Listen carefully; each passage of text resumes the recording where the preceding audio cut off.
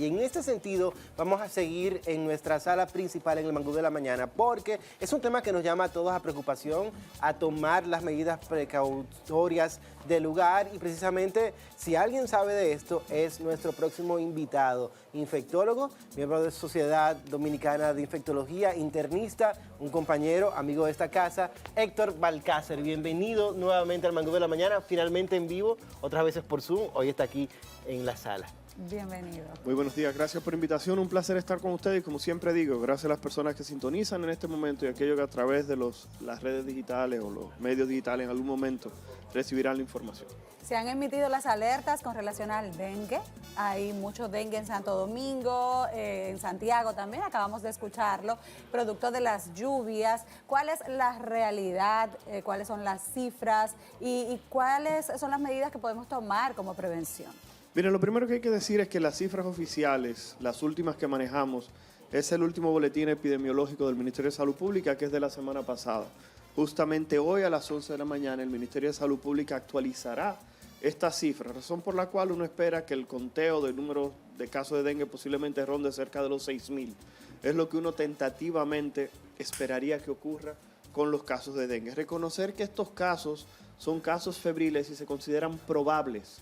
No se consideran todavía casos demostrados, sino probables o confirmados, porque la realidad es que toda persona que llega con un cuadro febril, dolor de cabeza, de predominio detrás de los ojos, más una erupción en el cuerpo, que es lo que llamamos en dominicano un sarpullido, pero que los que somos un poquitito oscuros no nos ponemos rojitos, sino que lo que hacemos es que nos ponemos un poquitito bronceados. Entonces la realidad es que esa es la tríada habitual del dengue. Si esto de paso lo asociamos a que en este momento tenemos un incremento de casos, entonces las personas en este momento entienden que todos esos casos pudieran ser dengue, se registran como probable dengue y pasan inmediatamente a las estadísticas nacionales. Balcácer, ¿y por qué las personas hacen eso en los hospitales? Lo tienen que hacer porque el problema es que el dengue es una enfermedad que requiere que se le dé seguimiento estricto al paciente, que se tenga una cercanía con él para evitar que el paciente pueda presentar alguna complicación. Ustedes hablaron que el doctor Rivera, nuestro ministro de Salud, dice que el 80% de los pacientes cuando tienen algún tipo de proceso, generalmente al tercer día, luego de hospitalizarse, están en su casa.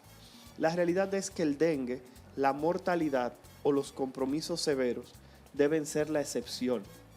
Y toda persona que tenga dengue, que sea capaz de manejar el proceso febril e hidratarse de manera correcta, no debería tener ningún tipo de complicación. Aunque tenga otros factores de morbilidad. Mira, lo que pasa es que el dengue es una enfermedad que aquí entre nosotros, y vamos a especificarlo, fíjate que el ministro de Salud te mencionó una franja específica de población, niños entre 5 y 14 años. ¿Por qué razón? Fíjate que esa no es una población que tenga grandes datos de enfermedades de base.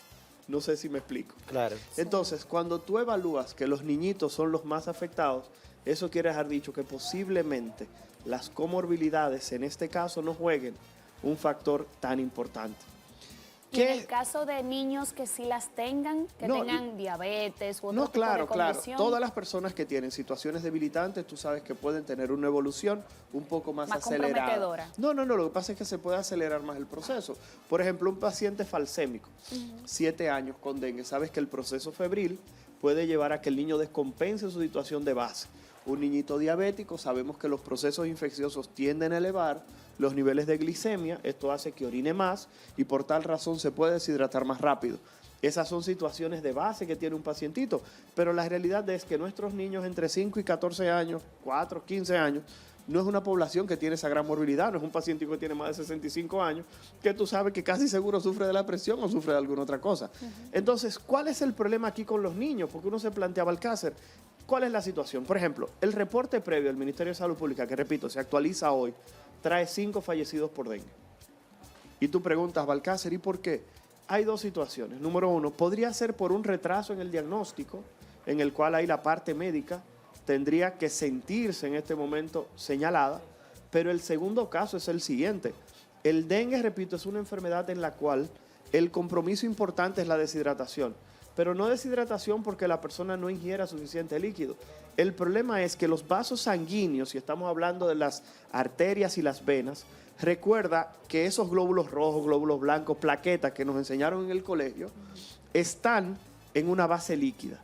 Y ese líquido, cuando usted tiene dengue y el dengue se complica, ese líquido sale hacia los tejidos. No es que el paciente sangra, porque lamentablemente la gente cree que el paciente con dengue va a sangrar. No, es que ese líquido se va a los tejidos y por eso tú ves que los pacientitos con dengue cuando están malitos tienen las manitas inflamadas, los piecitos inflamados, los ojitos lo tiene como si fuera chinito porque tiene líquido en todos los tejidos.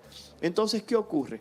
Eso hace que la presión dentro de los vasos sanguíneos baje y no le llegue suficiente sangre al cerebro, al corazón, oxígeno, a los pulmones. No, pero no solamente oxígeno, los nutrientes que necesita, por ejemplo, los pulmones, los riñones, el hígado. Entonces, una persona con dengue comienza a presentar fallo de esos órganos porque no está recibiendo suficiente sangre o por lo menos no a una presión adecuada. Por eso, y esto es un llamado que voy a hacer aquí porque sé que Radio Televisión Dominicana tiene un alcance importante a nivel nacional, y es que cualquier persona que se sospecha que tiene dengue, y vimos que los niñitos son los más afectados, los padres habitualmente le piden en la emergencia que le tomen un hemograma, inmediatamente el niño llega a la emergencia. Eso es un error. En lugar de solicitar un hemograma, usted debe solicitar que a su niño o niña le evalúen, le tomen la presión arterial, chequen cómo están sus pulmones, cómo está su abdomen, cómo está su piel, si tiene la mucosa de la boca reseca o no. ¿Por qué? Porque el hemograma es un laboratorio. Los médicos no tratamos pruebas de laboratorio, tratamos pacientes. Así que por tal razón, en lugar de usted llegar a una emergencia, vine con el niño para que le hagan un hemograma, digan, vine con el niño porque creo que tiene dengue y necesito que por favor le evalúen. Posterior a que sea evaluado, cualquier prueba que el niño pueda requerir se realizará, pero no llegue por eso. ¿Por qué razón? Porque usted pudiera estar retrasando una correcta evaluación que lleve a un diagnóstico y a una intervención que pudiera evitar una complicación. Número 2, y esto es importante, en República Dominicana todo cuadro febril tiene que tener diagnóstico diferencial de malaria, razón por la cual cuando a su niño salga de una emergencia por un cuadro febril, tiene que salir con una indicación de un hemograma si estamos sospechando dengue, pero inmediatamente tiene que salir con una prueba que se llama gota gruesa, que es para descartar malaria. Eso no se puede nunca quedar. ¿Por qué razón? Porque si es malaria, ese niño va a necesitar tratamiento específico para este parásito. Si es dengue, lo único que va a necesitar es líquido, pero si es malaria, va a necesitar tratamiento. Y repito, ambas son enfermedades endémicas en República Dominicana. Doctor, pero no debe el médico... ¿Cuántas preguntas? Sí, pónganse de acuerdo. No, es que estamos muy es que nos llama mucho la prestando atención. Y hay detalles que usted ha dicho aquí que, por ejemplo, yo como madre nunca, yo tengo 2 hijos que ya son adultos, pero nunca me enviaron a hacer una prueba de malaria, por ejemplo, cuando los llevé a su pediatra. Incluso tuvieron dengue. De segundo, es la primera vez que lo escucho. Pero primera como vez, madre, exactamente. Nunca. Me sorprende mucho y es muy importante destacarlo como lo ha hecho usted en esta mañana. Y eso es lo que yo le quería preguntar. Se supone que si eso es de rigor, ¿por qué en las emergencias cuando llegan no lo indican inmediatamente? Porque el usuario no tiene por qué saber que hay que pedir esa prueba. Correcto. Exacto. Miren, justamente el ministro de Salud se queja, porque hemos estado en algunos espacios, no lo he conversado de manera directa con él, pero sí él lo ha expresado y lo ha externado de manera pública, que hay que tratar de tener diagnósticos diferenciales. En este momento, inmediatamente llegó Franklin, inmediatamente inició la temporada ciclónica. ¿Qué hizo el Ministerio de Salud Pública? Emitió una alerta epidemiológica, pero no solamente sobre dengue. Emitió una alerta epidemiológica sobre leptospira. Emitió una alerta epidemiológica sobre chikungunya. Emitió una alerta epidemiológica sobre malaria. ¿Por qué razón? Porque no solamente el mosquito del dengue que se reproduce cuando hay aguacero. Claro. También estamos hablando de, por ejemplo, el anófeles, que es el mosquito que se encarga de la transmisión de la malaria. Muchas personas no saben que en República Dominicana tenemos cerca de 300 casos de malaria diagnosticados en este momento, independientemente de que la gran mayoría de ellos son asociados a viajes. O sea, estamos hablando de personas que han llegado a otro país con malaria o, hay que reconocerlo aquí, me disculpan, no es cuestión de xenofobia, nuestros vecinos en Haití, mientras nosotros tenemos 300 casos de malaria, ellos en Haití tienen 30,000. Entonces, por tal razón hay que reconocer que muchos de estos casos se pueden asociar justamente a migraciones, a viajeros, a personas que vienen de otro territorio, pero eso no significa que los dominicanos y dominicanas no estemos en riesgo porque tenemos el vector, que es el mosquito Anófeles, que es el de la malaria, los Aedes, que son dos, Aedes aegypti, Aedes albopictus, que son los otros dos mosquitos que están presentes aquí en República Dominicana que transmiten dengue. Doctor, recientemente se hablaba mucho del COVID, que había también unas alertas con relación al COVID y de repente como que no se escucha nada. ¿Han bajado esas cifras o qué ha pasado? Mira, yo en estos 3 días he ido a 80 programas. Creo que es la primera vez que me lo preguntan. Es bastante interesante.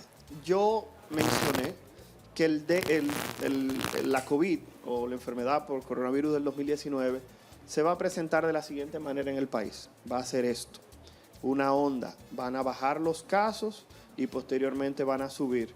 Yo dije que esta Navidad va a ser un poquitito movidita. Ay, Dios mío. Es muy probable. Es muy probable. Déjenme tocar. Que se le haga la boca chicharrón, como dicen los mexicanos. Déjense de eso. Entonces, pero déjenme terminar con eso. Déjenme terminar con lo de la chikungunya, con lo de la COVID, porque sé que mucha gente está preocupada.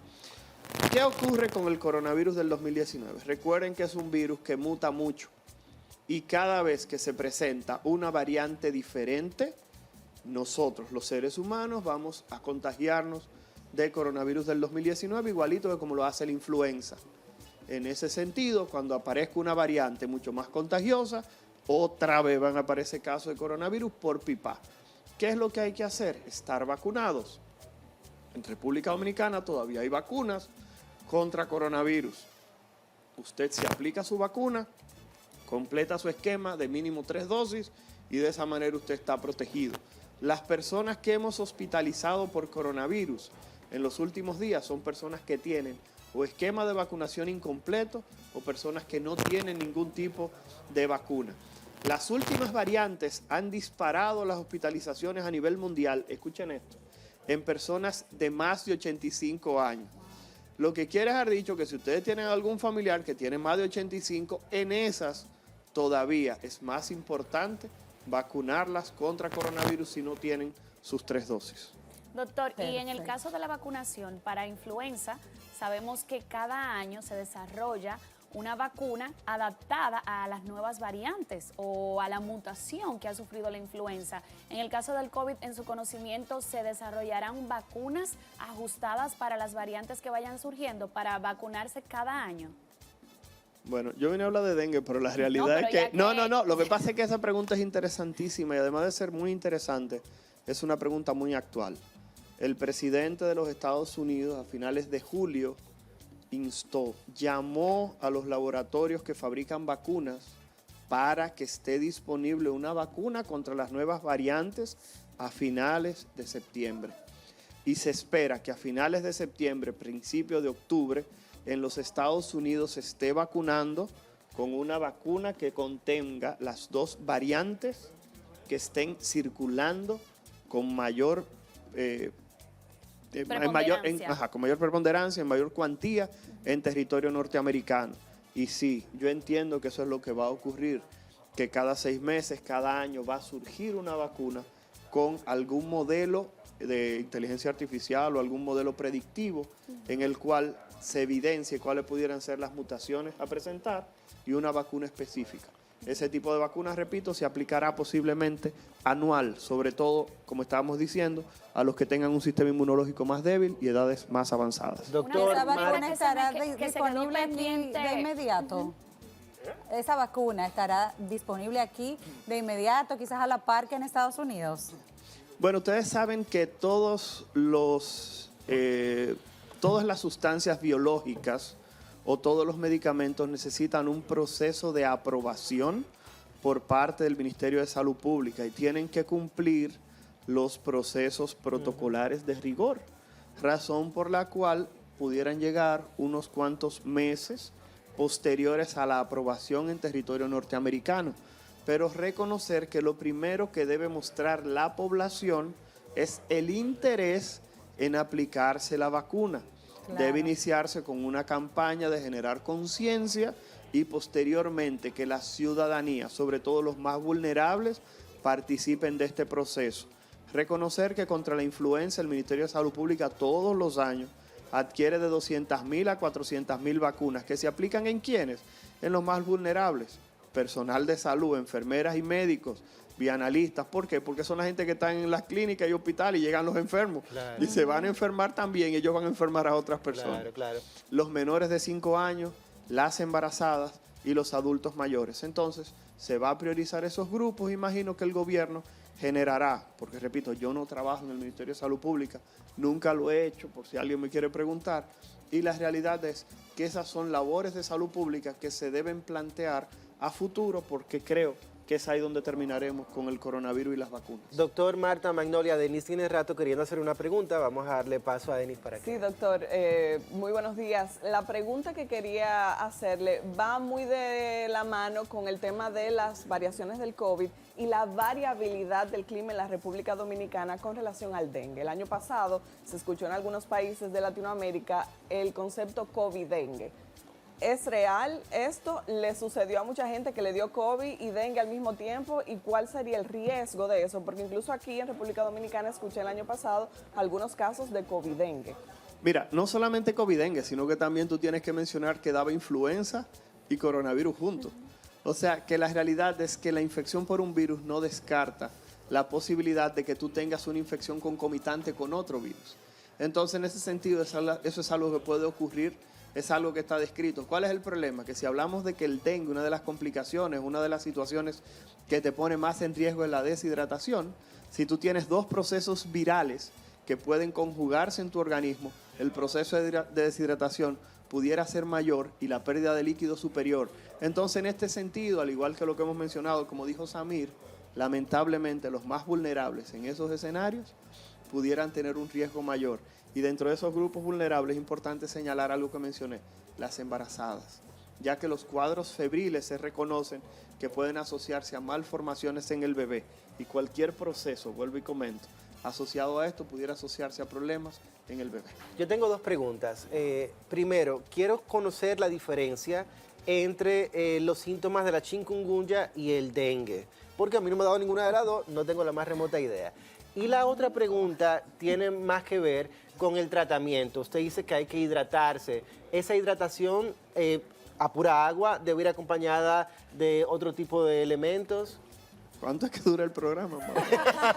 Es que no le gusta tomar agua, yo se lo digo a todo el mundo. Exacto. Ok, vamos a iniciar entonces por lo de la diferencia entre chikungunya y dengue. Lo primero es que recuerda que la chikungunya es una enfermedad donde predomina el dolor articular. Es tanto así que el término chikungunya es una voz africana que lo que significa es el que camina encorvado. Ok. El que camina encorvado Ese soy porque yo. el dolor articular es tan grande que el paciente camina torcido, camina justamente mirando hacia abajo por los dolores articulares.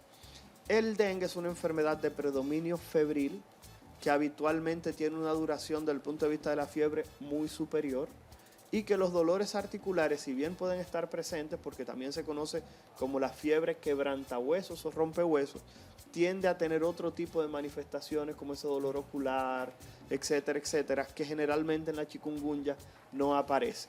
Son diagnósticos diferenciales, por eso el Ministerio de Salud Pública hizo la alerta epidemiológica para todas estas enfermedades, porque la chikungunya también se transmite a través de un mosquito. Y cada vez que en República Dominicana tenemos una temporada ciclónica que dura 6 meses. Aquí llueve muchísimo, el día más claro llueve, decía un anuncio aquí en este país. Entonces la realidad es, y esto sí lo voy a decir para regresar de una a otra, y es una situación que la gente, no quiero meter miedo, pero la realidad es que Franklin hace 2 semanas, Sí. los mosquitos que van a salir fruto de Franklin todavía no lo tenemos entre nosotros. Ay, Wow. Porque el ciclo de vida es alrededor de un mes, 28 días. Un O sea, trago que, de café, o sea que si usted cree que los mosquitos de Franklin, usted lo está viendo ahora, permítame decirle que no.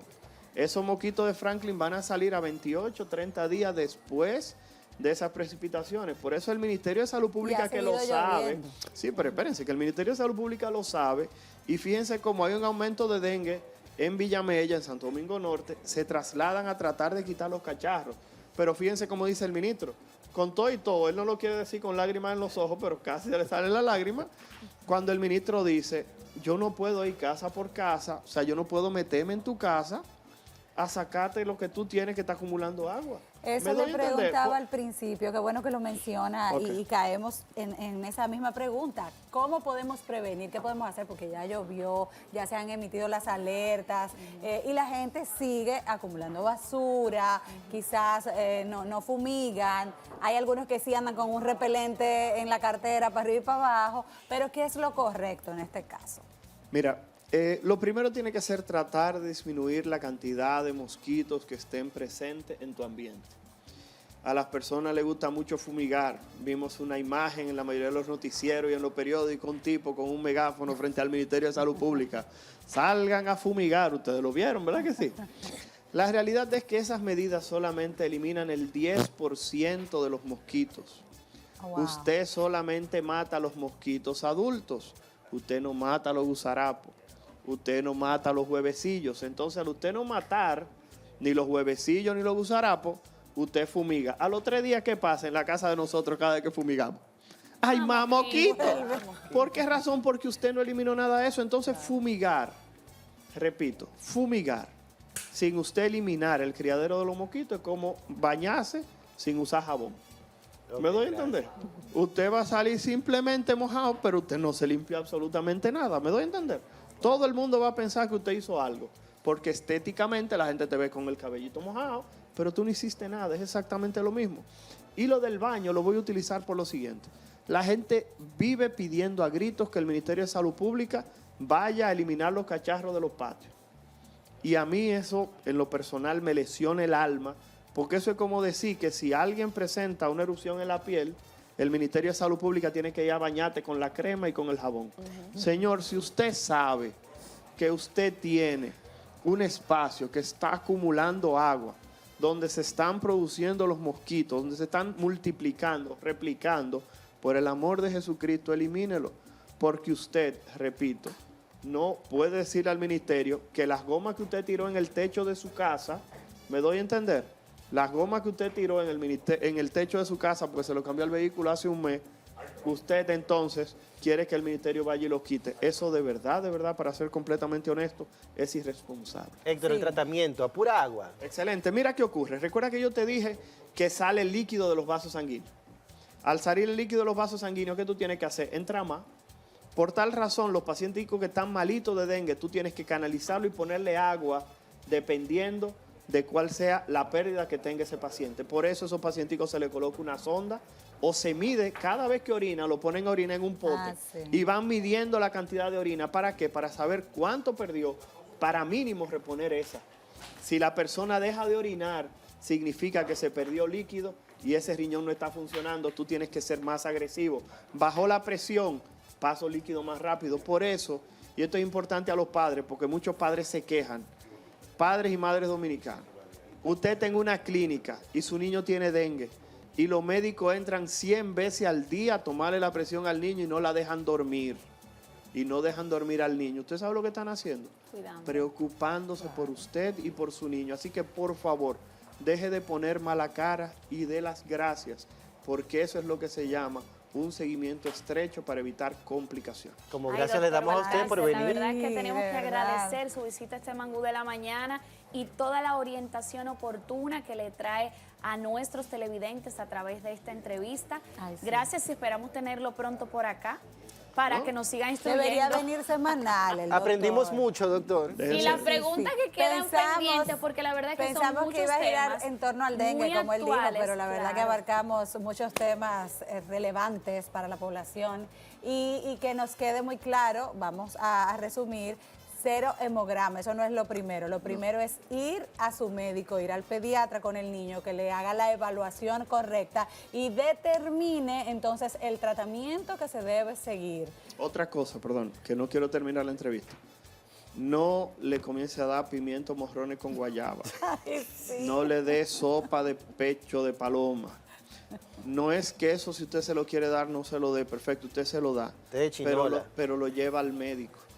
¿Por qué razón? Porque el problema es que cuando usted retrasa la búsqueda de atención por estar administrando ese tipo de cosas, el niño se puede complicar y usted se convierte en cómplice de la mala evolución del bebé. Así que por tal razón, repito, exija que al niño le tomen la presión y lo evalúen. Y número 2, repito, llévelo lo más temprano posible a la consulta o a la emergencia. Muchísimas gracias, doctor. Las doctor. recomendaciones están hechas y necesitamos que ustedes la sigan al pie de la letra y pongan mucho ojo a todo lo que nos ha comentado el doctor Balcácer en esta mañana.